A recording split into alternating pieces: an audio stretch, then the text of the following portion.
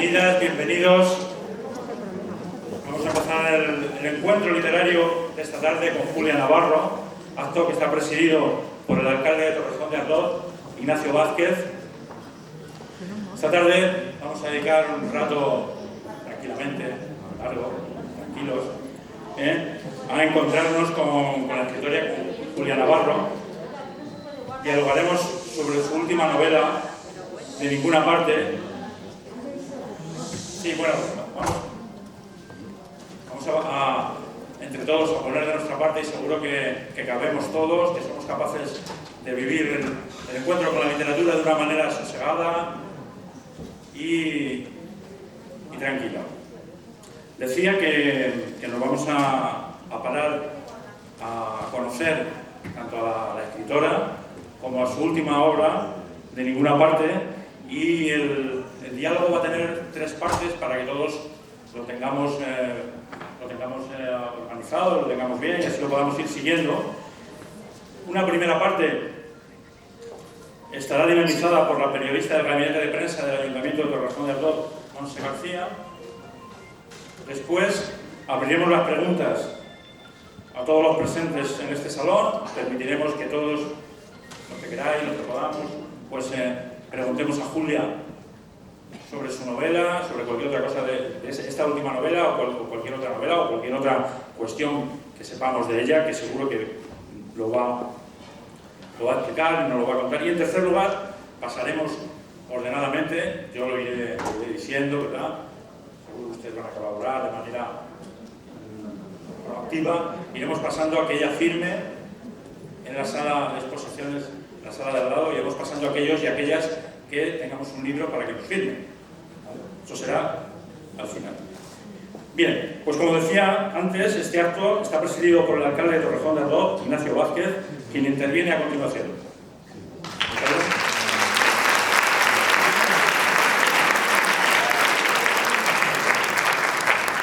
Muchas gracias, Juan Carlos. Muy buenas tardes a todos y bienvenidos a vuestra casa, a la Casa de la Cultura.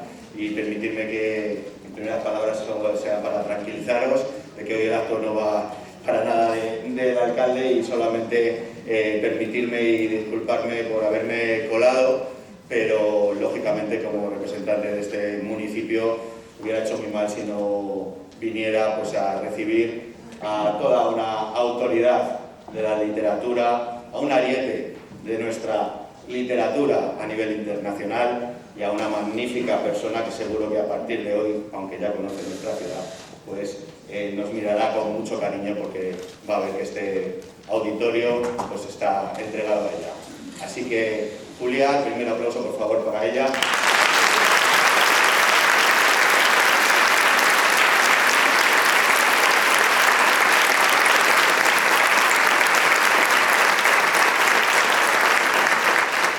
Gracias, en primer lugar, por compartir un rato esta tarde con nosotros. Gracias por hacer lo que haces y por llenar tanto tiempo y tantos sentimientos de tanta gente que siente la literatura y que se apasiona con tu escritura. Y gracias también por contribuir a dar a conocer más nuestra literatura y nuestra cultura, en definitiva, en el mundo. No me voy a extender, simplemente la voy a invitar a que venga con nosotros, porque en nombre de todos los que están aquí presentes y en nombre de toda la ciudad queremos también que te lleves algunos recuerdos muy sentimentales para nosotros y simbólicos. También quiero aprovechar para pedir disculpas a todas las personas que están de pie, están hablando de vuelta, a ver si de alguna manera podemos encontrar sillas para que puedan sentarse. Se nos ha quedado pequeño y os pido también, pues, de verdad, sinceras disculpas por ello y también a ti, Julia.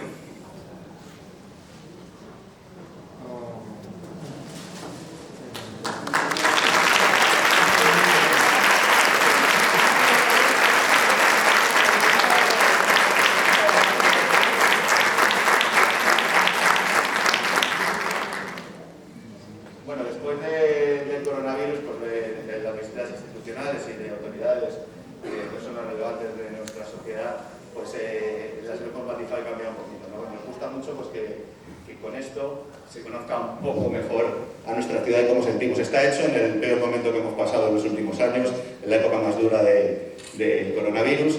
Y lo que cuenta, se creó desde la Concejalía de Cultura pues un concurso y se propuso a la gente que a través de fotografía, dibujo y poesía pues describieran sus sentimientos en esa época tan compleja, ¿no? Yo creo que eso seguro que si tendrás tiempo, que tú seguro que lo tienes, que no lo tienes, pero que te va a gustar, conocerás mucho mejor y conocerás mucho mejor el sentimiento de esta ciudad.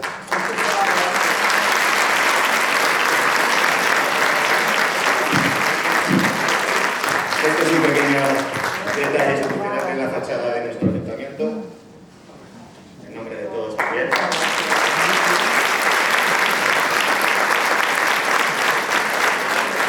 Y ya el último, de verdad, porque yo me callo, me bajo y ya empieza el acto de verdad. Esto también nos ayuda a conocer un poquito. Es una carta de privilegio. Nosotros antes del siglo XV pues, pertenecíamos a Alcalá de Henares y a su obispado, y en el año aproximadamente en el 1500 pues personas y ciudadanos vecinos del municipio pues solicitaron que se le concediera al rey primero, a Carlos I, que nos concediera pues una carta de constitución de villa, y por tanto a partir de ahí pues nació Torrejón de Ardoz. Está recogido en archivos nacionales y aquí tenemos una copia también. De verdad, un recuerdo para que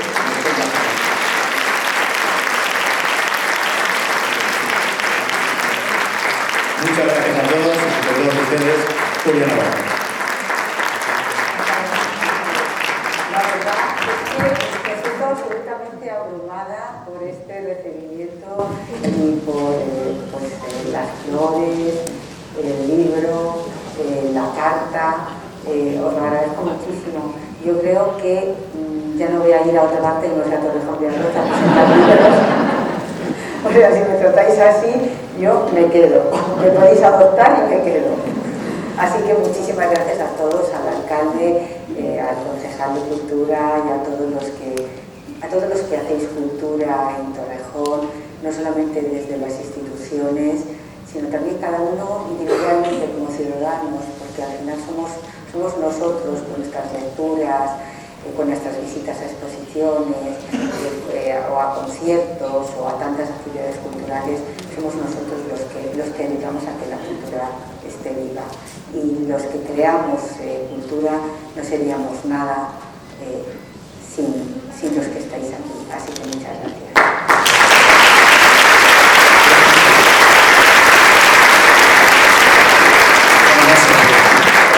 Ella es periodista, forma parte como periodista del gabinete de prensa del Ayuntamiento de Torrejón de Ardoz y va a ser quien ahora dialogue durante 25 o 40 minutos con Julia Navarro. Quitamos las ellas. Buenas tardes a todos. Buenas tardes, Julia, como ha dicho el alcalde. Es un auténtico honor y un placer tenerte esta tarde aquí en Torrejón de Ardoz, en este salón de actos de la Casa de la Cultura, con tantos lectores y admiradores de tu obra, para presentar tu octava novela de Ninguna Parte, una novela que se ha escapado de las páginas de la actualidad, de las páginas de los periódicos, como más de una ocasión tú has dicho. Pues sí que ha entrado directa. Bueno, de Ninguna Parte es una novela de acción, pero para la reflexión. Para la reflexión sobre algunos de los problemas que tiene la sociedad actual. A mí me preocupa mucho ese enfrentamiento y esa distancia cada vez mayor que hay entre Oriente y Occidente. Y como yo siempre intento pensar en por qué suceden las cosas, porque las cosas no suceden porque sí. Entonces, un fruto de esa preocupación y de esa reflexión, evidentemente mi libro, pues lo has dicho muy bien, yo lo he repetido en muchas ocasiones, parece que se ha escapado de las páginas de los periódicos porque desgraciadamente pues llevamos los últimos 15, 20 años han sido noticia de forma más o menos continua atentados de raíz islámica en Occidente.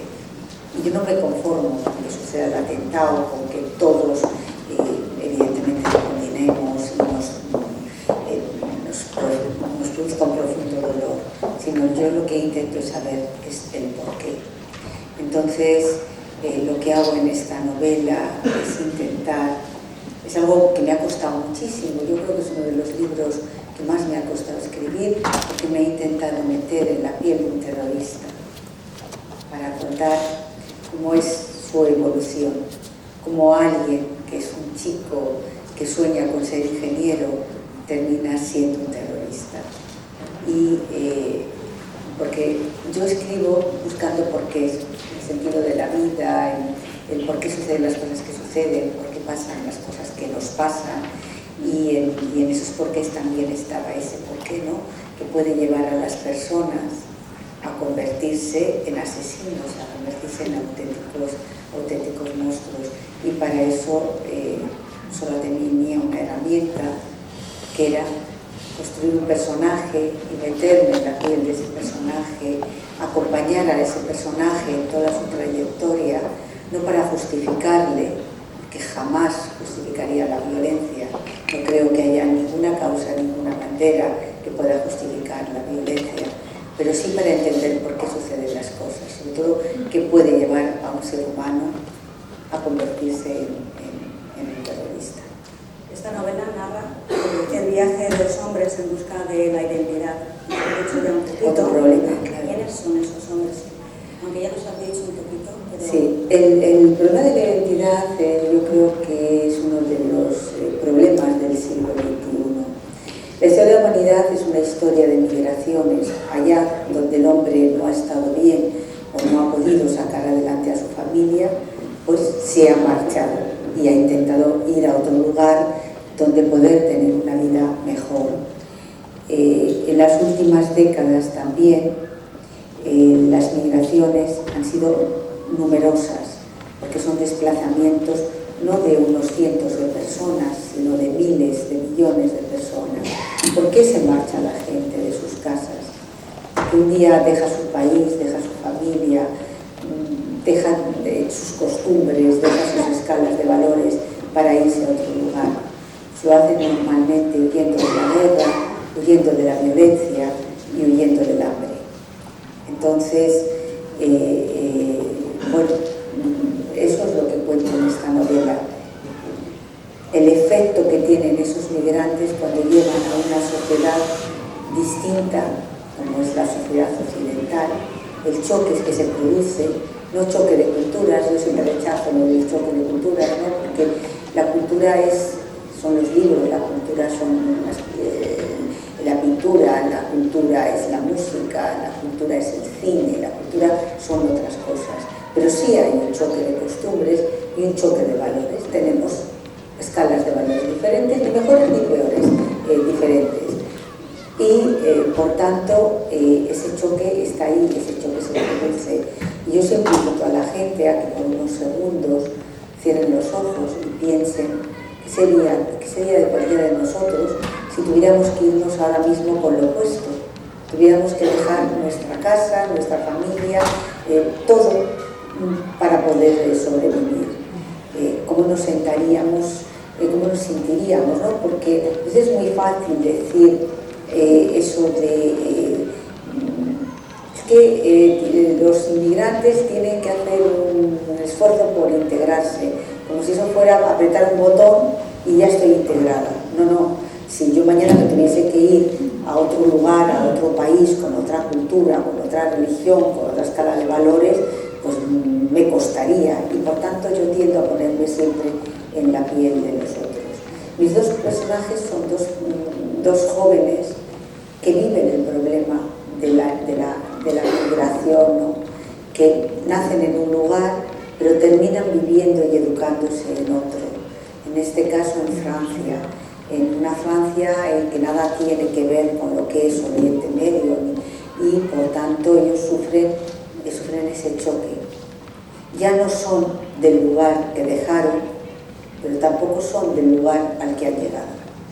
Y no lo pueden ser, es muy difícil, es un proceso muy largo en el que hay muchos elementos que son como pequeños obstáculos que tienen que ir salvando todos los días, y a veces gestionar eso es muy complicado. En esta novela belga, el problema de la inmigración, el desarraigo, como hemos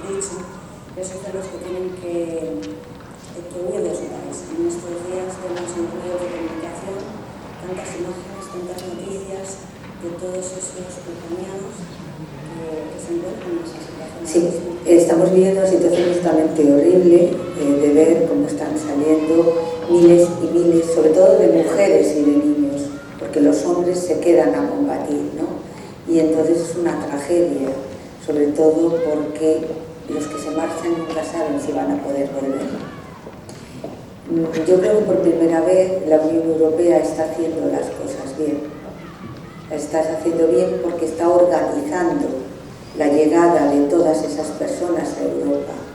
Yo me siento especialmente orgullosa de que, por ejemplo, en España, los migrantes de Ucrania que llegan, esas personas que vienen de la guerra, pues en pocas horas obtienen pues, el permiso de residencia, la tarjeta sanitaria, un puesto escolar para sus hijos, y yo creo que de eso nos debemos sentir todos orgullosos, porque claro, huir de una guerra no es me voy a ir a Estados Unidos a ver si encuentro un trabajo y me va mejor, pero yo aquí tengo mi vida y aquí, bueno, es que es otra cosa, están huyendo de la violencia y es que no saben si van a poder volver. Y si alguna vez vuelven, van a encontrar su país absolutamente destruido.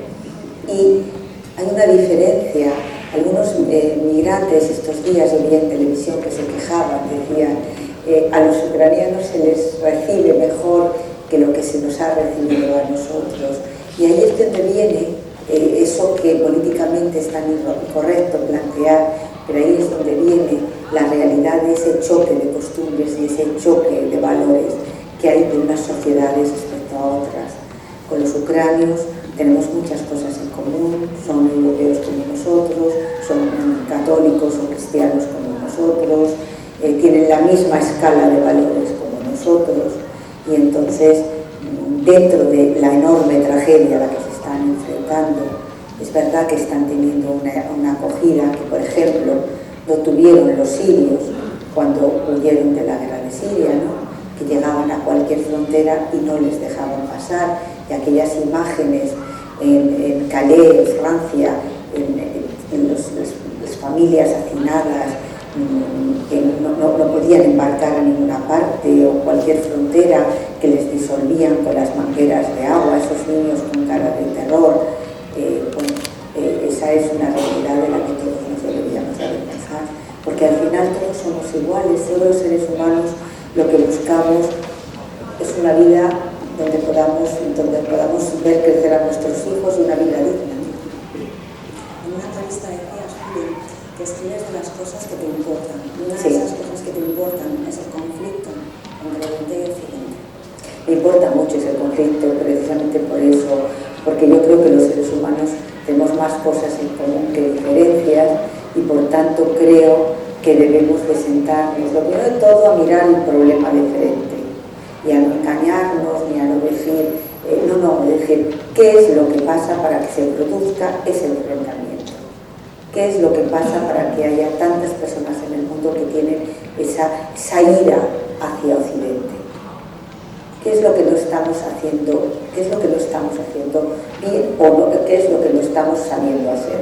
Yo tampoco soy de las que dicen que hay que flagelarse, no. Lo que creo es que hay que mirar los problemas y afrontarlos. El papel de la mujer es otro de los ingredientes de esta novela. ¿Qué mensaje quieres transmitirnos a través de los personajes femeninos que nos encontramos en este libro? Bueno, yo soy una feminista declarada, de manera que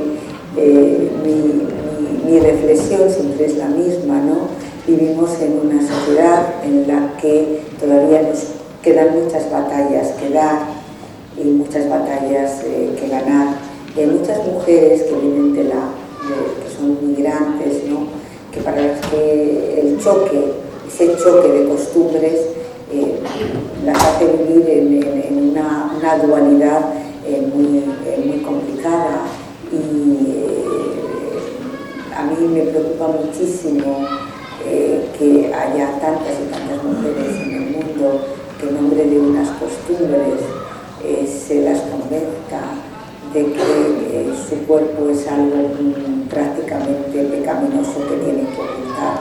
La dignidad de las mujeres no está en los metros de tela con que nos ocultemos. las mujeres nunca nos hemos pertenecido a nosotras mismas. El cuerpo de las mujeres siempre les ha pertenecido a ellos y por tanto siempre nos han querido tener bien tapadas y bien a resguardo. En Occidente eso, afortunadamente, lo hemos superado y ya nosotras somos las gestoras de nuestra propia vida. No todas, pero mayoritariamente. Pero hay muchas mujeres en otras partes del mundo en que en nombre de unas costumbres realmente todavía no son gestoras de su propia vida y mucho menos de su propio cuerpo. Yo siempre tengo esa batalla, ¿no?, de la dignidad de una mujer no tiene nada que ver con la ropa que lleve encima. No tenemos por qué ocultarnos, no tenemos por qué sentirnos más seguras si estamos llenas de pañuelos y de rebozos. O sea, son ellos los que tienen que cambiar la mirada, no somos nosotras los que tenemos que ocultar nuestro cuerpo. Y entonces esa es una batalla que yo mantengo de forma permanente. Los medios de comunicación también están presentes en este libro. ¿Cómo crees que han cambiado las nuevas tecnologías? Bueno, yo creo que las nuevas tecnologías, y ustedes lo saben perfectamente, todos los paradigmas de nuestra sociedad han cambiado en las últimas décadas, ¿no? Todos sus artilugios que ahora tenemos, el móvil que llevamos en el bolsillo y con el que podemos hacer de todo, eso nos ha cambiado a todos la vida y también ha cambiado los medios de comunicación. Yo tengo una preocupación. Yo durante 40 años me dediqué al periodismo y cuando yo hacía periodismo, digamos que las reglas de juego estaban muy claras. Una cosa era la información, otra cosa era la opinión y otra cosa era el entretenimiento. Pero ahora vivimos en la sociedad del entretenimiento, la sociedad de las plataformas digitales, del metaverso, no sé cómo se llama, de los móviles, de tantas cosas que están organizadas para que estemos entretenidos. Yo creo que cuanto más entretenidos estamos, menos tiempo tenemos para pensar, ¿no? Sigue valiendo aquella máxima de Roma de pan y circo. Entonces, a los medios de comunicación se han impregnado también de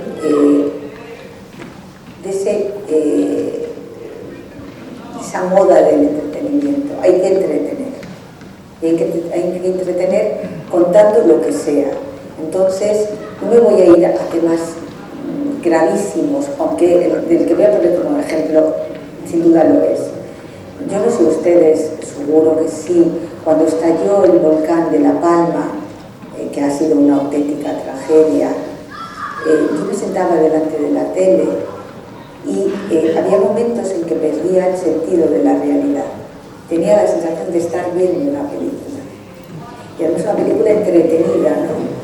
Entonces, es que sale más lava, que otro río de lava por aquí, que se va a llevar por delante no sé qué. Entonces yo de repente decía, pero bueno, estamos asistiendo a una tragedia. Nos lo están contando como si fuera una película. Y a mí eso me preocupa, porque la información nunca puede ser un elemento para entretener. La información es un elemento para que tengamos una herramienta que nos permita tener un criterio sobre lo que pasa. Y si mezclamos información, opinión y entretenimiento y hacemos un cóctel, es un mal cóctel. Es un mal cóctel porque estaremos perdiendo esa capacidad crítica que nunca debemos de perder como ciudadanos. ¿Trabajaste más de 35? No, más de 40 años. ¿Más de 40? Sí, sí. Yo te agradezco que me quites años. Bueno, trabajaste más de 40 años en el periodismo hasta que cerraste esa puerta cuando publicaste tu primer libro, La Hermandad de la Semana Santa. ¿Qué te llevó a tomar esa decisión, a tener que elegir entre el mundo del periodismo y el mundo de la literatura? Mira, son dos actividades absolutamente absorbentes que exigen lo mejor de ti. Yo me lo he pasado muy bien haciendo periodismo. Me lo pasaba tan bien que pensaba, como mis jefes se enteren, no me pagarán, o sea, porque dirán, es que... Es para mí el periodismo ha sido una gran pasión. Lo he disfrutado muchísimo. Y escribir también lo es. Imaginar historias y contarlas también lo es.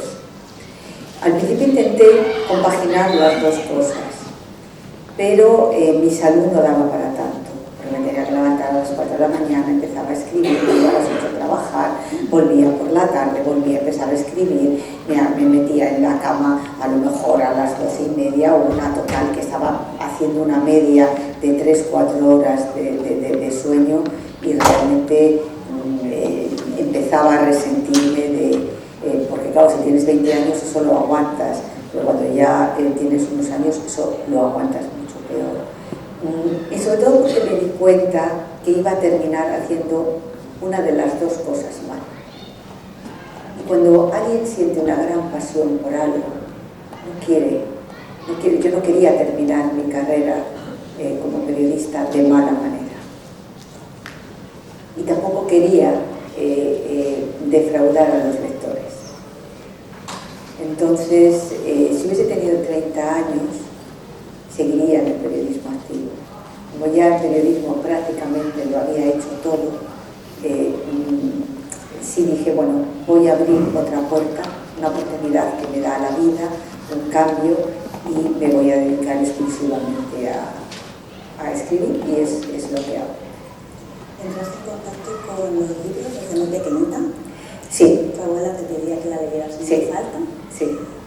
Yo empecé a leer, yo a los 3 años, mi abuela me empezó a enseñar a leer y me hacía leerla en voz alta, y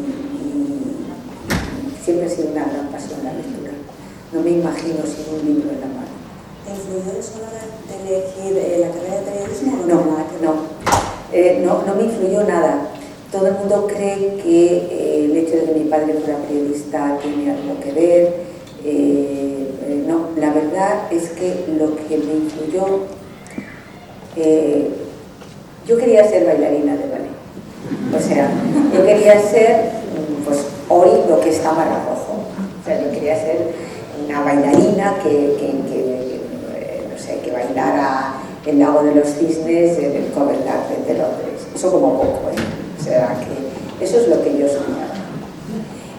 Claro, yo ya tengo unos años, mira, que tener que hablar de la edad ya me fastidia, pero bueno, yo pertenezco a una generación en la que en España no había grandes academias, ni grandes escuelas, bueno, ni grandes ni pequeñas, no había realmente escuelas de ballet clásico, y las que habían, bueno, pues eran muy incipientes y no eran lo que yo quería para ser el tipo de bailarina que yo quería ser, porque ya te digo que yo quería bailar en el Covent Garden. Por tanto, me hubiese tenido que ir a vivir fuera a una edad muy temprana, a los 16, 17 años. Ahora nuestros hijos viajan con una facilidad enorme, ¿no? Es decir, con 7, 8, 10 años les metemos en un avión, les mandamos en un intercambio a un colegio fuera, es decir, viajan con una enorme tranquilidad y una enorme naturalidad. Cuando yo era jovencita, pues eso no sucedía de esa manera. Y por tanto en casa me dijeron, no te vas a ir a vivir ni a París ni a Londres sola para ser bailarina. Bueno, horror, estaban horrorizados. Entonces, yo siempre he tenido una enorme curiosidad que tengo por el ser humano, también la tengo por el sentido de la vida. ¿Qué sentido tiene la vida? ¿Qué hacemos aquí? ¿El por qué? ¿Cómo se crea el universo? ¿Cómo se crea la Tierra? ¿Qué hay detrás de todo esto? Entonces decidí que la respuesta está, como está, en la física. Y yo dije, bueno, vale, no soy bailarina, pero voy a ser física. Pero claro, segundo inconveniente, yo había hecho bachillerato de letras, y había hecho bachillerato de letras porque las matemáticas, la física, la química se me daban fatal, pero fatal. No solamente se me daban mal, es que no me gustaban. Y cuando algo no te gusta mucho, es verdad que no le pones la pasión y el interés. Pero aún así, como yo tenía esa curiosidad por descubrir el universo, pues decidí, pues yo voy a estudiar física. Y en el último año de colegio, cuando ya has terminado, cuando vas a ingresar a la universidad, la tutora de mi curso, que además era nuestra profesora de literatura, pues se reunía a solas con llamaba a su despacho a cada alumno para preguntarle un poco qué vas a hacer, qué planes tienes, en qué te podemos ayudar, cómo te podemos orientar. Y cuando yo le dije, voy a estudiar física, se quedó absolutamente seria, luego soltó una carcajada y me dijo, pero vamos a ver, Julia, si a ti lo que se te da bien es escribir. Entonces me dijo, yo no te quiero desanimar, si quieres estudiar física, inténtalo, hay que intentar, hay que perseguir los sueños y hay que luchar por ellos. Pero realmente a ti lo que se te da bien es escribir. Todo tu bachillerato, las asignaturas de ciencias, las has aprobado por los pelos, mientras que todas las asignaturas de letras, pues has sido una alumna que te gustaba y por tanto estudiabas y por tanto te lucía lo que estudiabas. Y además, pues es que tú escribes bien. Y entonces fue aquella reflexión de mi profesora de literatura la que me llevó a decidirme a decantarme por el periodismo. ¿Lo escribes todos los días del año? Escribo todos los días. Sé que madrugas, que te gusta Madrugo, ya no me levanto a las 4 de la mañana, ahora me levanto más tarde, me levanto 6, 6:30. ¿Por qué me levanto pronto? Porque es una hora en la que todo está en silencio, en el que nadie te llama por teléfono, en el que todavía no hay ruidos, ¿no? Es decir, la ciudad todavía se está despertando, entonces son unas horas fantásticas de tranquilidad. Y a mí me gusta mucho escribir por la mañana. ¿Cómo son tus rutinas a la hora de afrontar un Pues me levanto muy pronto, me siento a escribir, estoy como hasta media mañana escribiendo y luego me voy a andar. Yo ando todos los días, pues por lo menos 2 horas. Es decir, yo procuro andar pues, una media de 12, 14 kilómetros. Entonces, hago también yoga, aunque ahora, porque estoy con la promoción del libro y estoy viajando a todas partes, pues no tengo tiempo de ir a las clases de yoga, pero también hago yoga, pero andar sí que ando todos los días. Y luego por la tarde pues me vuelvo a sentar delante del ordenador y vuelvo a escribir. De todo el proceso que lleva gestar una novela, ¿cuál es el que te gusta más? Cuando pongo la palabra fin. Cuando pongo la palabra fin es una especie de, como de suspiro de alivio. Cuando estoy escribiendo duermo fatal, bueno, son coincidencias, pero bueno, se las haré. Duermo fatal, y duermo fatal porque estoy todo el tiempo con los personajes.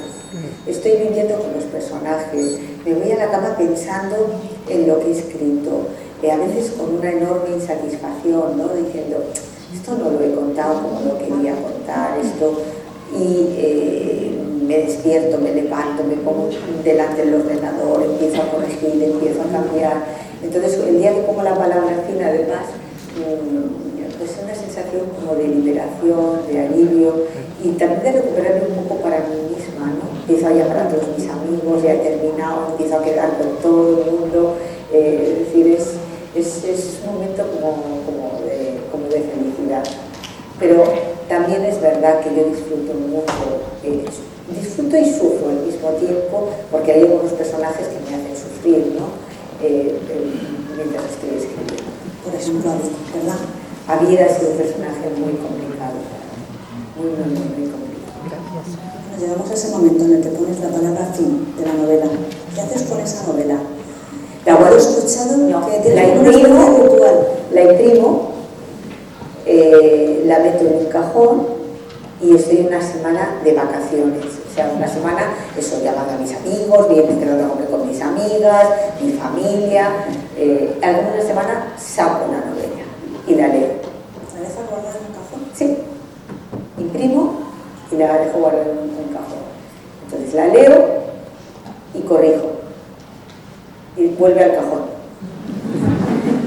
Y no es que la tenga castigada la novela, pero es la necesidad de poner una cierta distancia, porque cuando tú, yo estoy 2-3 años encerrada con unos personajes y escribiendo una novela, necesitas poner una cierta distancia, porque hay un momento que ya no sabes si tu trabajo realmente merece la pena o no, si la historia que has contado la has contado bien, si los personajes están bien definidos. Entonces necesito poner esa distancia. Entonces vuelve la novela al cajón, vuelve a pasar otra semana, 10 días y vuelvo a corregir.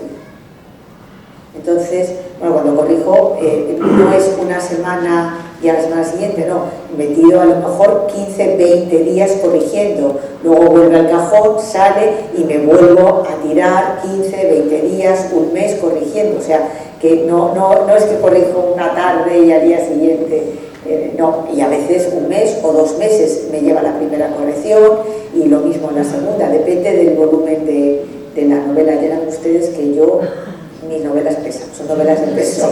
Entonces, una vez que hago ya esa segunda corrección, se la dejo a mi marido. Entonces, él es mi prueba de la lodo. ¿Es el crítico contigo? Absolutamente. Absolutamente. Porque él se acaba de jubilar, pero ha sido profesor de estructura del lenguaje en la Universidad Carlos III. Y es una persona de la que yo me fío totalmente de su criterio, ¿no? Y que sé que es la persona que siempre me va a decir totalmente la verdad. O sea, mi editor, David Trías, es mucho más benevolente y cariñoso conmigo. Pero vamos, yo le digo a David, de ti no me separaré nunca. Mi marido llevo 40 años casada, pero es más fácil que me separe de él que me separe de mi editor, que siempre lo cuenta todo fantástico.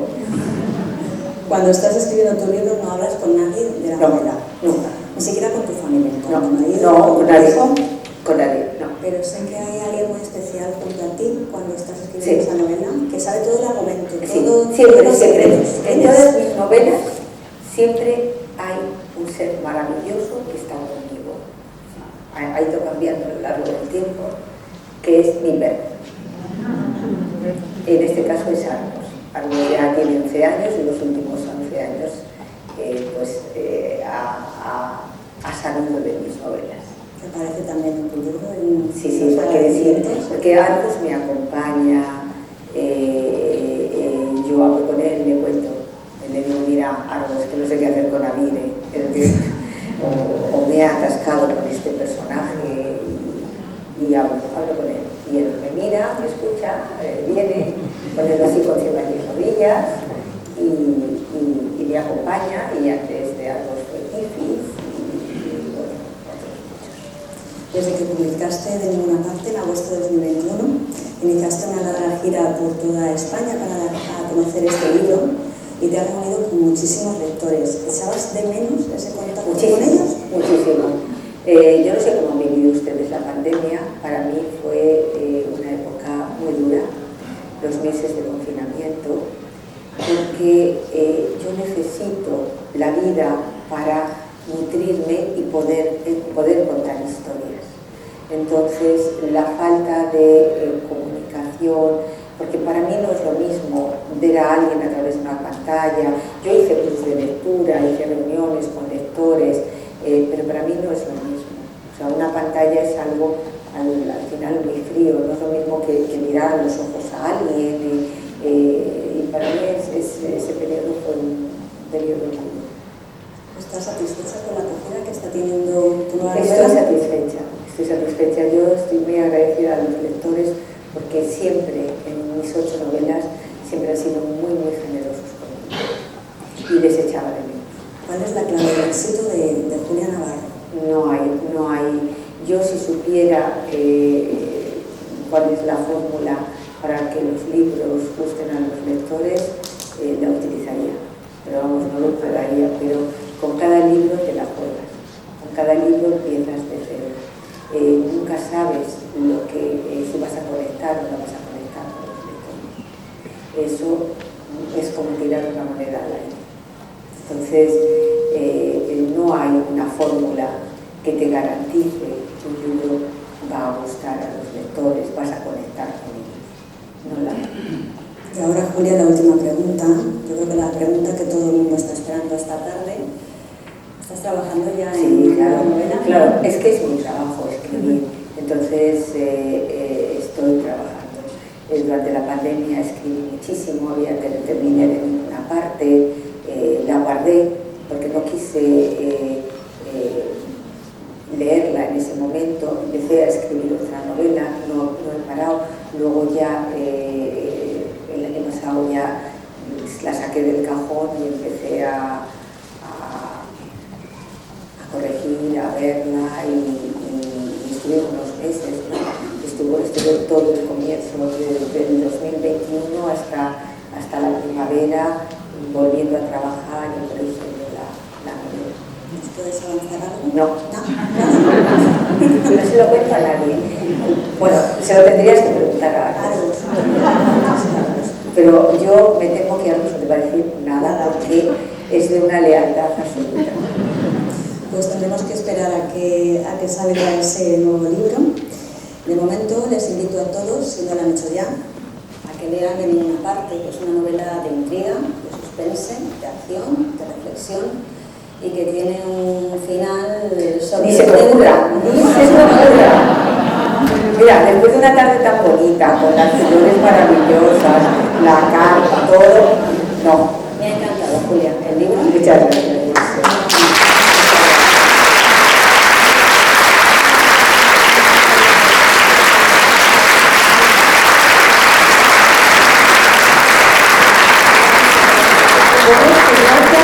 Ustedes no saben a veces lo difícil cuando voy a presentar un libro o con lectores, a veces lo difícil que me lo ponen los presentadores, como se nota que aquí mi colega es, vamos,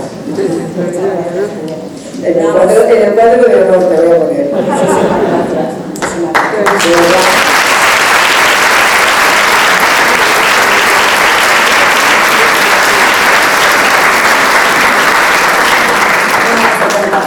No voy a desvelar el final de la novela, no. Vamos a dar paso, que están deseando el libro del público. Hay muchas preguntas, entre ellos hay club de lectura, ¿verdad, Juan Carlos? Cuando quieras. Pero yo también quiero oírles a ellos, ¿eh? Sí, palabra. Vale. Muchas gracias por este rato, realmente que ha sido muy emotivo. Y bueno, pues seguimos en este segundo momento de dialogar, seguir dialogando con Julia Navarro. Hay un club de lectura en Torrejón de Ardoz que se reúne asiduamente en las bibliotecas municipales que han preparado una serie de preguntas para dialogarlas contigo. Creo que las tenéis preparadas, por favor, el micrófono. Yo creo que como dinámica ya para el resto también, quien coja el micrófono se presenta y hace las preguntas. Se pone de pie si quiere. Bueno, no les hagas levantarse si no quieren. Si quiere. Sí, no, pero no les da vergüenza. No, bueno. Bueno, muchas gracias, Julia. Yo soy Pilar, la responsable del Departamento de Bibliotecas, y tenemos un club de lectura, que aquí hay una amplia de él, que nos reunimos todos los meses, como ha dicho Juan Carlos. Entonces, el 15 de marzo nos reunimos para comentar De ninguna parte, tu última novela. Y bueno, la sesión estuvo muy entretenida, salieron preguntas muy buenas, opiniones diversas. Entonces yo voy a comenzar de lo que allí se dijo. Pero no digas nada del final, ¿eh? No. Vamos a quedar como amigos. Vale. Yo voy a resumir algunas de las preguntas que se dieron allí en el club y luego también quiero que ellos participen, como tú has dicho. No saben de los del club. Yo espero que los que no son del club también participen. Sí, después no. Una de las preguntas que salió fue: ¿se ha documentado usted sobre el conflicto palestino-israelí para escribir la novela? Pues es que esta novela no va de judíos y palestinos. Entonces, no me he documentado para esta novela sobre eso, porque esta es una novela en que la mirada es mucho más amplia, es el conflicto entre Oriente conflicto entre palestinos e Israel, hablé, y ahí sí que hice un trabajo de documentación muy exhaustivo, en Dispara Ideas de un Pueblo. Ahí sí, esa sí que era una novela de eso. Esta no, esta es una novela de ese desencuentro entre Oriente y Occidente. De todas maneras, yo en esa otra vida, cuando era periodista, viajé mucho por Oriente Medio. Muchas gracias. Otra de las preguntas que me resultó muy interesante es: usted ha querido resaltar en esta novela el papel de las mujeres, tanto de sumisión como de rebeldía. ¿Ha pensado solo en el mundo islámico o lo ha extrapolado también a casos similares en nuestra sociedad? Vamos a ver, antes lo he dicho, ¿no? Yo creo que las mujeres todavía tenemos muchas batallas que dar. Es verdad que nosotras vamos más adelantadas en esas batallas que mujeres en otras partes del mundo, ¿no? La conquista de las libertades y por lo menos de la igualdad, aunque sea en el plano jurídico, es algo que ya hemos conseguido en Occidente. Luego otra cosa es cómo transcurre la vida, cotidiana. Pero todavía no lo hemos conseguido todo. Pero todavía hay muchas mujeres que a igual trabajo no cobran el mismo salario. Todavía hay muchas mujeres que tienen una enorme dificultad para tener una carrera profesional si no renuncian a la maternidad. Todavía hay muchas mujeres a las que en sus trabajos a veces hay unas miradas, en fin, que te están juzgando por la manera de ir vestida, o por la manera de comportarse, o por el uso que tú haces de tu propia libertad individual, que nadie nunca cuestiona la libertad de los hombres y lo que hacen con su vida, pero sí se sigue cuestionando la de las mujeres. A mí me irrita profundamente. Yo que fui periodista parlamentaria y trabajé muchos años desde el Parlamento, siempre me irritaba mucho como en muchas crónicas aparecía ha sido nombrada menganita de tal ministra, fue a la toma de posesión con un vestido azul y un lacito en el hombro. Yo decía, es que no he visto ninguna crónica que diga ha sido nombrado menganito y ha ido con un traje azul marino y unos calcetines burdeos. O sea, es decir, esa mirada todavía sobre las mujeres, en cómo nos vestimos, cómo vamos, es una mirada que tenemos que lograr que se cambie. Es decir, o aquí hablamos cómo son nuestros trajes de chaqueta y los calcetines de ellos, a la par de sus corbatas, hay una mirada diferente todavía sobre las mujeres que tenemos que cambiar. Es verdad que hemos avanzado mucho, sería absurdo no reconocerlo. O sea, no podemos decir que estamos igual que hace 10, que hace 15, que hace 20, que hace 30 años, porque no es verdad. Yo cuando me casé en el año 82, 83, yo todavía recuerdo que yo era una persona independiente, llevaba muchos años trabajando y decidí cambiar de coche. ¿Y cuál es mi sorpresa? Cuando voy a un concesionario, digo que hoy, mire, este coche tal, le dejo el mío, y entonces tengo que firmar las letras. Yo creo que todos hemos firmado letras para comprarnos un coche. Y me dicen que sí, que todo muy bien, la nómina, yo llevo la nómina, pero me dicen que tiene que ir mi marido a firmar también. Bueno, monté me pongo mi marido, porque tiene que ver mi marido con mi coche.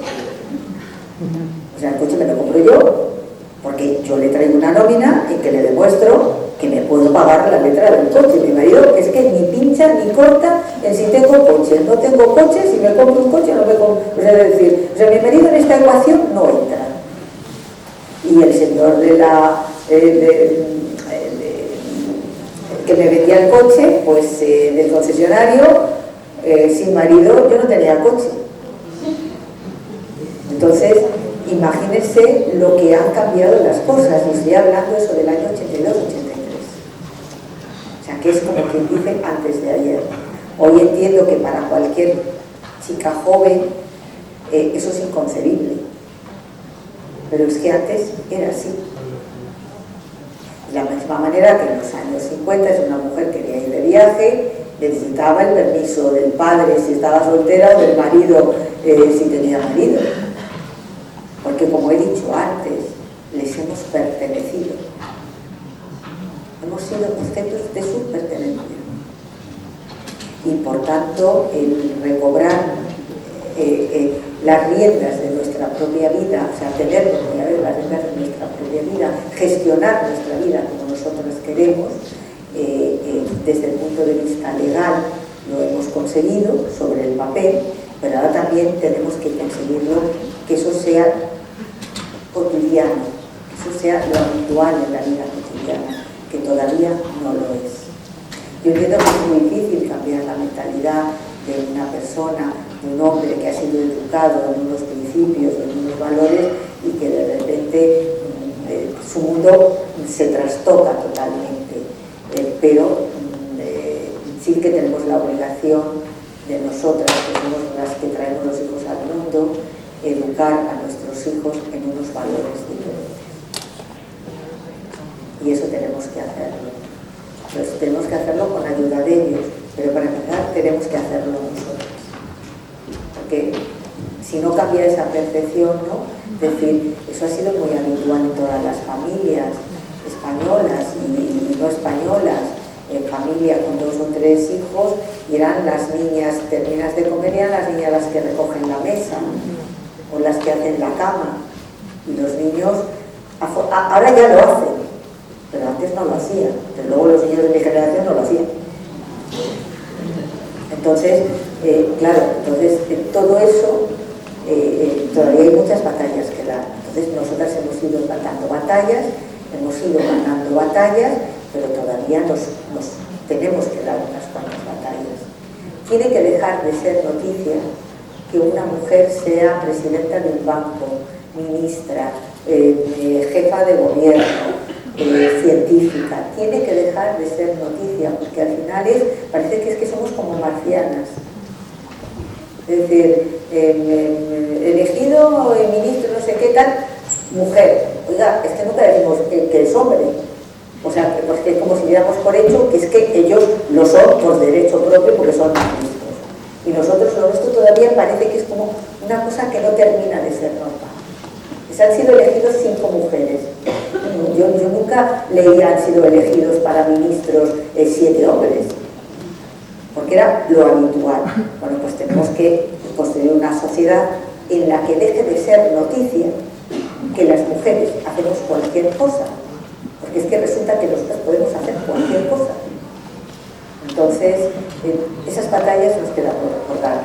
¿Qué duda cabe que hay todavía en otras sociedades, en otros países, situaciones que desde mi punto de vista son terribles para la mujer?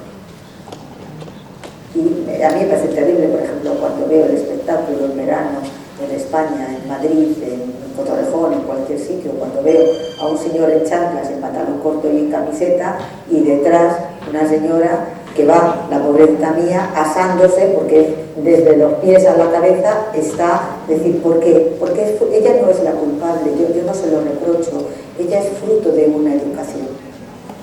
De la misma manera que nuestras abuelas nunca habrían entrado en misa en manga corta ni sin velo, pues hay una educación que han recibido estas mujeres en las que se sienten realmente mal si no están así.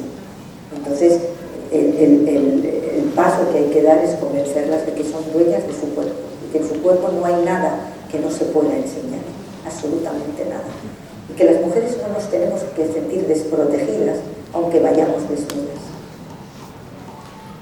Y si a ellos se alteran, pues que se hagan útiles.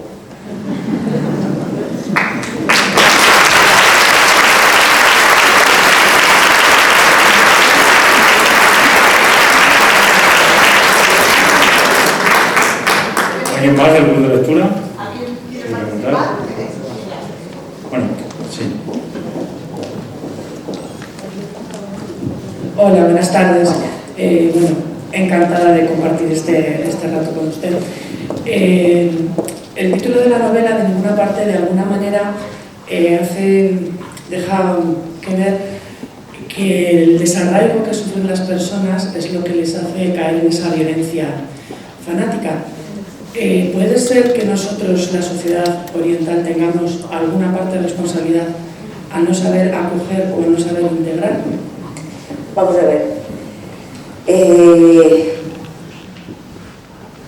Yo creo que hay muchas personas que vienen a vivir entre nosotros, que vienen con unas costumbres distintas, con una escala de valores distintos, en los que la integración no es fácil. Porque tampoco se lo ponemos fácil. Antes lo decía, ¿no? Siempre decimos que se integre, ¿no? Que se integre. Y ¿eso cómo se hace? Eso es un proceso. O sea, uno no se despoja de lo que ha sido la educación que ha recibido y su modo de vida, o el modo de vida de su país. Eso no se despoja. Aquí hay un sitio libre para que alguien se siente. O sea, que alguien que esté de pie, que venga, el que esté más cansado. Entonces, qué duda cabe que tenemos que también nosotros cambiar nuestra mirada sobre nosotros. En vez de ser una mirada exigente en el sentido de que se integre, ponernos en la piel de esa persona, ¿no? Es decir, bueno, viene de otro lugar, viene con otras costumbres, viene con otra escala de valores, y le estamos pidiendo que todo eso lo deje y asuma lo nuestro. Y a veces es muy complicado, y a veces gestionar eso es muy complicado, y gestionar eso para gente joven es complicadísimo. Yo, de vez en cuando, todos ustedes lo verán, sale en la televisión que en Francia, en los barrios periféricos de París, hay explosiones de chicos que salen a la calle, empiezan a quemarlo todo, y la tentación es decir que es un problema de orden público. Y es un problema de orden público, no. La consecuencia de ese problema es el orden público, pero el problema no es ese. El problema es que esos chicos, que muchos de ellos han nacido en París, sienten que, por una parte, en su casa lo que les enseña la escala de valores y las costumbres son una, y las que hay fuera son otras. Y gestionar eso cuando eres joven es muy complicado. Y si además la mirada que sientes de los demás sobre ti es que eres diferente, tú no eres uno de los nuestros, es que eres diferente, eso es un caldo de cultivo para la ira, para que la gente se sienta mal y para que tenga ganas como de hacer algo para desagraviarse de una sociedad de la que no se siente parte. Estos días en el diario El País están publicándose unas crónicas muy interesantes de Manuel Le Carrère, que es un periodista francés que nos viene contando el juicio contra los autores del atentado a la sala de fiestas de Bataclan. ¿Se acuerdan ustedes ese atentado terrible? Bueno, muchos de los autores, los que participaron en esa masacre, son gente que ha nacido en Europa o que se ha educado en Europa. Y de sus declaraciones lo que hay es un odio enorme a una sociedad de la que, aunque han crecido en ella, no se sienten parte de ella. Que siempre se han sentido que les miraban con tú eres diferente. Y a veces gestionar eso de tú eres diferente no es fácil, sobre todo si eres joven. Y ese caldo de cultivo pues facilita que se pueda manipular a la gente llevándole en una dirección en la que a lo mejor no habría ido. Aunque curiosamente siempre los que dirigen los hilos de los terroristas, ellos nunca se ponen el cinturón roja y explotan. O sea, siempre utilizan a unos pobres incautos para que los hagan. Les prometen el paraíso. Yo nunca entiendo, pues, si van a ir al paraíso, ¿por qué no empiezan ellos por irse al paraíso? Pero no, matan a otros, utilizan a otros, utilizan a la gente pues, que se siente desarraigada y que no se siente bien en la sociedad. Muchas gracias. Una pregunta más del Servicio de Bibliotecas. A continuación, vamos a pasar a las preguntas del público, con lo cual vayan ustedes pensando si quieren. Hola, Julia. Hola. Buenas tardes. Encantado de que estés aquí con nosotros. Una preguntita fácil.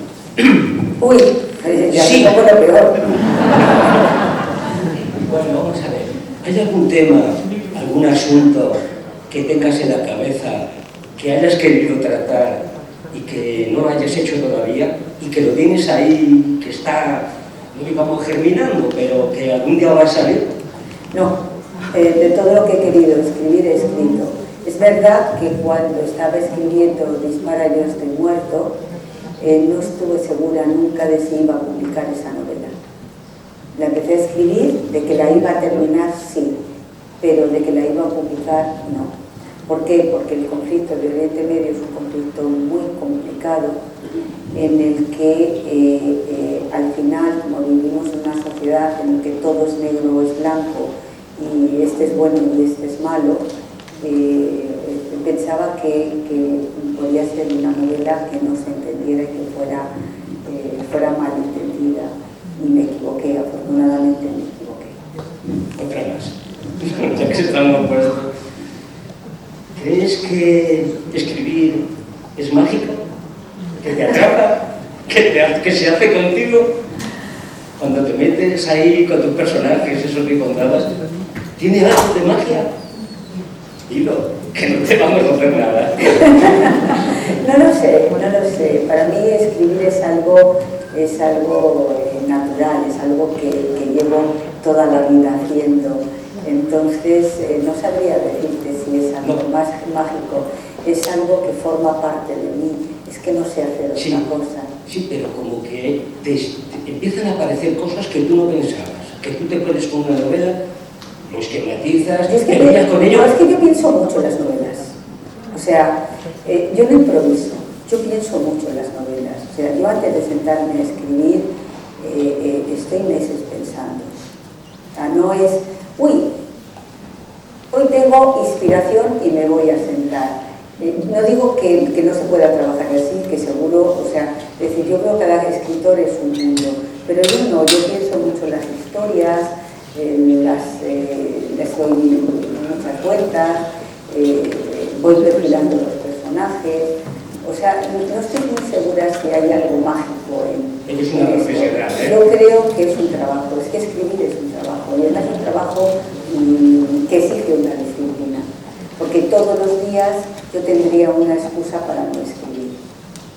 Hoy me duele la cabeza, mañana he llegado de estar presentando el libro en no sé dónde y estoy cansada, pasado me he peleado con mi hijo, al otro mi perro que quiere al veterinario. O sea, siempre puedes encontrar una excusa para no sentarte a escribir. Entonces, para mí escribir es un trabajo. Yo me siento todos los días a escribir porque es mi trabajo. Ya. Hay otra manera de ponerte porque crees que tienes algo que contar y bueno. No, pero es verdad que puede ser que hay autores que piensen que hay un componente mágico en la escritura. En mi caso es trabajo. Muy bien. Muchas gracias. Nada. ¿Alguien del público quiere allí al fondo? Luego alguien más. Sí, hola. Ya lo veamos. Buenas tardes, muchas gracias por su tiempo. Mi nombre es Miguel Ángel de la Patricia. Y bueno, empezábamos la charla, la presentación, con cómo surgen las cosas, por qué pasan las cosas. Y yo que estoy con una duda de Dispara, yo estoy muerto. ¿Los huertos de la esperanza existieron en realidad? ¿Existieron o no? Porque es que he buscado por muchos sitios, no lo encuentro. Y si realmente existieron, ese fue el inicio del conflicto. Y bueno, pues otra cosa. ¿Puedo otra pregunta, por favor? Sí. Nos queda una última y yo vamos a conocer. Una semilla pues, puede ser para un próximo libro el conflicto de Rusia-Ucrania, porque imagino que lo habrá analizado por todas partes. Es más que una invasión, es democracia y dictadura, simplemente eso. Gracias. Vamos a ver, el huerto de la esperanza no existe como tal, pero sí hubo muchos huertos de la esperanza, ¿no? Cuando llegan todos esos migrantes que huyen de los pogromos en Rusia, en Polonia, en todo lo que era el imperio zarista, a finales del 19 empiezan a regresar a Palestina en busca de sus raíces, en busca de una vida mejor, ahí empiezan a sembrar tierras y empiezan a trabajarlas, y el Huerto de la Esperanza como tal no existe, es un nombre que yo me invento, pero esa es una historia muy común. Yo que ya, como he dicho antes, he viajado por allí, he conocido mucha gente y gente que me ha ido contando sus historias, y por tanto en esa historia hay mucha historia real, no porque ninguno de los personajes exista, pero sí escuché tantas y tantas personas que me contaron sus vidas, que me contaron en uno y otro lado cómo habían vivido ellos, sus padres, sus abuelos, cómo había sido todo, que realmente para mí fue toda una lección escuchar. Y luego es quizá el libro, a lo mejor las personas cuando me dicen, ¿usted hace novela histórica? Yo siempre digo no, solamente hay un libro en el que sí es una novela histórica, que es Dispara, yo estoy muerto. En cuanto al conflicto entre Rusia y Ucrania, yo creo que es una tragedia que está teniendo efecto en todos, no solamente en esa parte del mundo, sino que ya está teniendo un efecto en el resto de Europa, y soy capaz de saber cómo puede terminar, ¿no? Porque cuando tú estás analizando las cosas, enfrente tienes a un autócrata como es Putin, y es muy difícil saber cómo puede reaccionar, ¿no? Yo creo que está perdiendo la guerra, que realmente ya la ha perdido. La ha perdido porque cuando uno invade a un pueblo, siempre ese menosprecio de aquí voy a llegar yo y como soy más poderoso, tengo más armas, me voy a hacer con el país, eso siempre ha fracasado. Los vietnamitas echaron a los franceses cuando Vietnam era Indochina y Francia era una potencia. Luego llegó Estados Unidos y se tuvieron también que ir de mala manera. Los afganos echaron a los rusos, han echado a los americanos porque realmente lo que ha pasado en Afganistán fue algo bastante vergonzoso, ¿no? Cómo abandonó al pueblo afgano Estados Unidos y cómo no hizo nada de lo que debería de haber hecho, ¿no? Para ayudar realmente a la gente. Bueno, las invasiones, España es un ejemplo, ¿no? Cuando nos invadieron los franceses, el poderosísimo ejército, el ejército más poderoso en ese momento, que era el ejército de Napoleón, pues salió por pies. Entonces las invasiones siempre son, no suelen salir bien. Yo creo que Putin ya ha perdido la guerra, porque él pensaba que iba a ser una guerra corta, que en una semana Ucrania iba a estar bajo su bota, y resulta que los ucranianos están defendiendo con un valor realmente absolutamente admirable.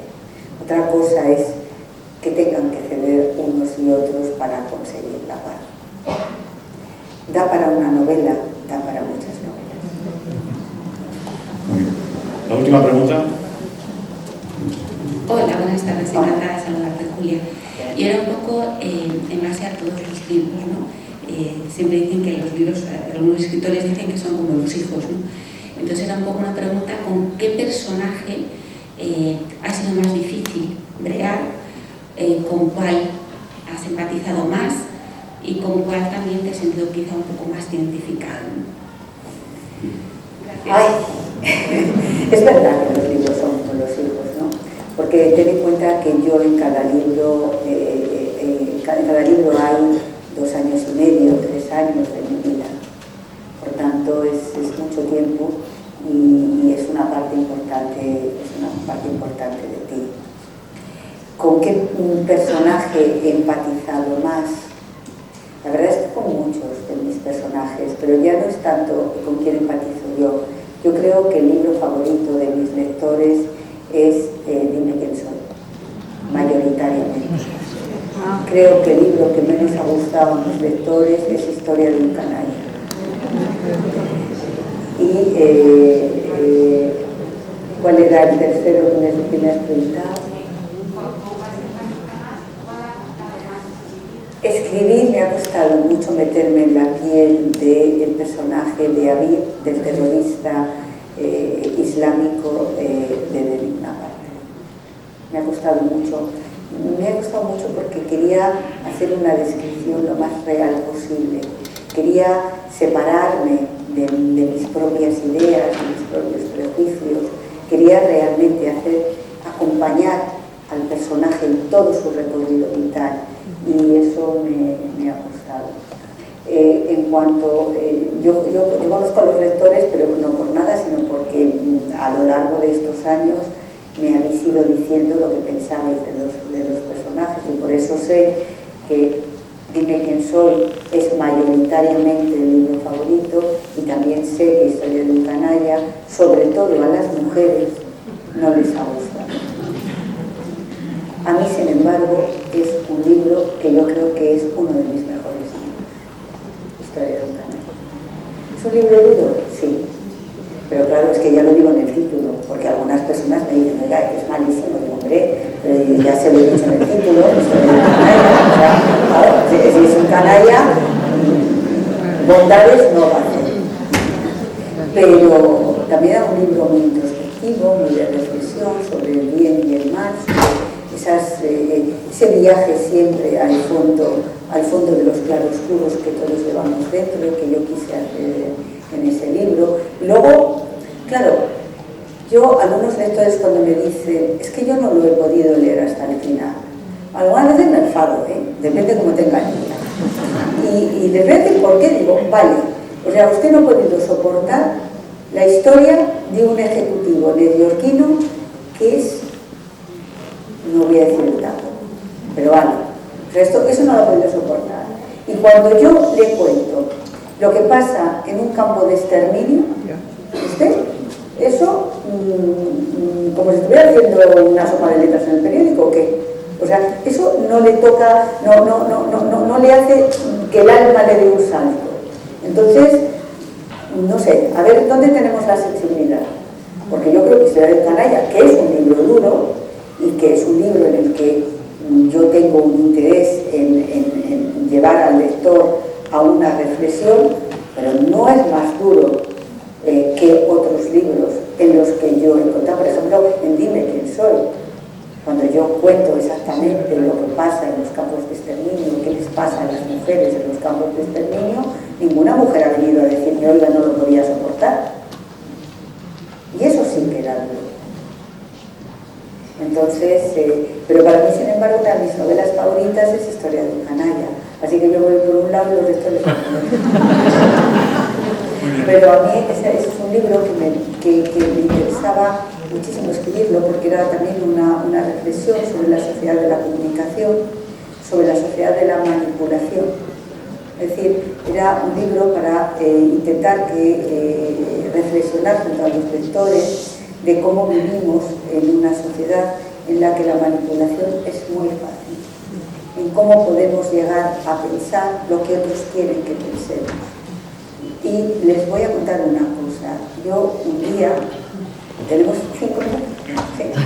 Bueno, un día me invitaron a una cena, una cosa importante, tal, y yo voy. Y veo que me han puesto al lado a un señor que yo no conocía de nada, pero que ponía que era el consejero delegado de una gran multinacional, no era español, de una gran multinacional del mundo de la belleza. Yo decía, pues ya verás, qué rollo, yo, ¿por qué voy a hablar con este señor? Y pensaba, este señor también pensaba lo mismo, yo voy a hablar con esta señora. Y sin embargo fue una de las conversaciones más interesantes que yo he tenido nunca. Porque él me contó cómo ellos habían llegado a la conclusión de que era muy difícil seguir creciendo en ventas, en productos de belleza para las mujeres. Había un tope. y que por tanto sus creativos habían decidido que había que ampliar la belleza a los hombres. Entonces habían ideado campañas de publicidad contratando a futbolistas e inventaron una palabra que ustedes habrán oído muchas veces: metrosexual. Eso se lo inventan en una gran multinacional de la belleza para convencer a los hombres, pobrecitos míos, que se depilen, pobrecitos míos porque ahí anda que no duele, que se pongan crema hidratante, es decir, que compren productos de belleza lo mismo que las mujeres. ¿Porque tienen interés en que tengan la piel hidratada los señores? No, porque tienen interés en que aumente la cuenta de resultados. Y a mí aquello, cuando me lo estaba contando, me estaba produciendo un auténtico shock, porque era tocar la evidencia de lo fácil que es manipular a la opinión pública. Yo le pregunté, ¿y habéis tenido? Me dijo, bueno, hemos tenido unos resultados espectaculares. Es decir, hemos hecho unas campañas de publicidad inteligentes a través de futbolistas y otros símbolos de deportistas, actores, pues símbolos de la sociedad, en la que hemos logrado convencer a una inmensa mayoría de hombres que tienen que ponerse crema hidratante, que tienen que depilarse, que tienen que no sé qué, y nuestra cuenta de resultados, pues no te quiero decir lo que ha sido. Entonces, sobre eso quería reflexionar en Historia de un canalla, porque el canalla se dedica a eso, se dedica a la manipulación de la opinión pública, en el terreno de la política y en otros terrenos.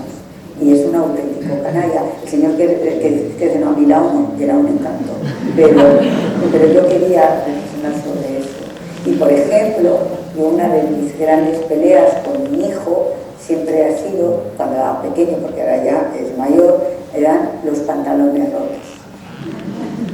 Y yo siempre le decía, tú quieres llevar los pantalones rotos porque hay alguien en un consejo de administración en un lugar del mundo que ha decidido que ya para seguir vendiendo pantalones vaqueros, jeans, ya han llegado a un tope y que ahora para vender más pues tienen que hacer algo, y se les ha ocurrido lo de los pantalones rotos. Y tú, como todos, estáis picando con los pantalones rotos y vais con pantalones rotos, pero porque alguien ha decidido convenceros de que eso es lo moderno, lo guay, lo estupendo.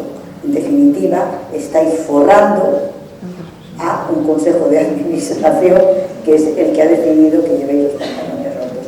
De eso quería reflexionar en una de mis novelas favoritas, que es Historia de un canalla. En el caso de los pantalones rotos, además, a mí me producía una especial enfado porque el que esos señores se depilen allá ellos, y les gusta utilizar la cera y decir ay, pues que lo hagan. Pero en el caso de los pantalones rotos, yo que he viajado mucho por los países del tercer mundo y que he tocado la miseria de cerca, me parece una falta de respeto absoluto que aquí, en Occidente, la gente decida ir con pantalones rotos cuando hay tantos lugares en el mundo en que los que llevan los pantalones rotos es porque no tienen otra opción.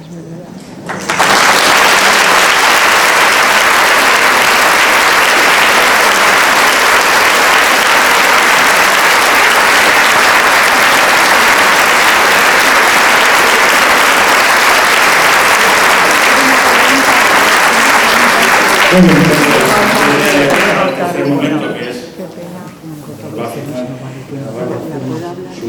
su libro que hemos traído, yo sí que quería pedirle que la próxima novela que no tarde 27 años en venir a Torrejón, porque ella estuvo aquí en esta sala, estuvo aquí el 15 de diciembre de 1995. Organizábamos desde la Concejalía de Cultura una mesa redonda sobre la transición. Ella estaba terminando esa otra vida que ha dicho, porque acababa de terminar de escribir el libro Nosotros la transición, y desde la Concejalía la trajimos, y aquí estuvo, no sé si conocen ustedes, pero estuvo dialogando, reflexionando sobre las cosas. Pero la culpa no es mía, la culpa es tuya, que no me meto en detalle.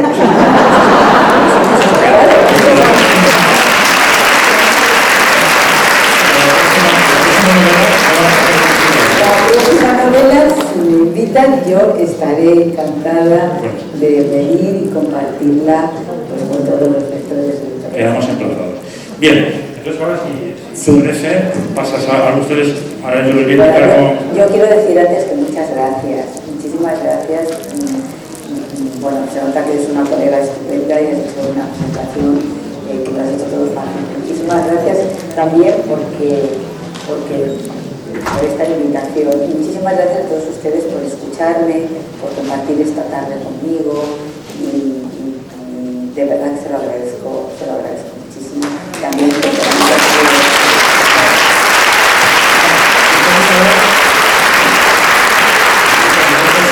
sentadas, que Julia va a pasar a la sala de al lado, ya les seré yo intentando organizar para que pasen como quiera a que vamos.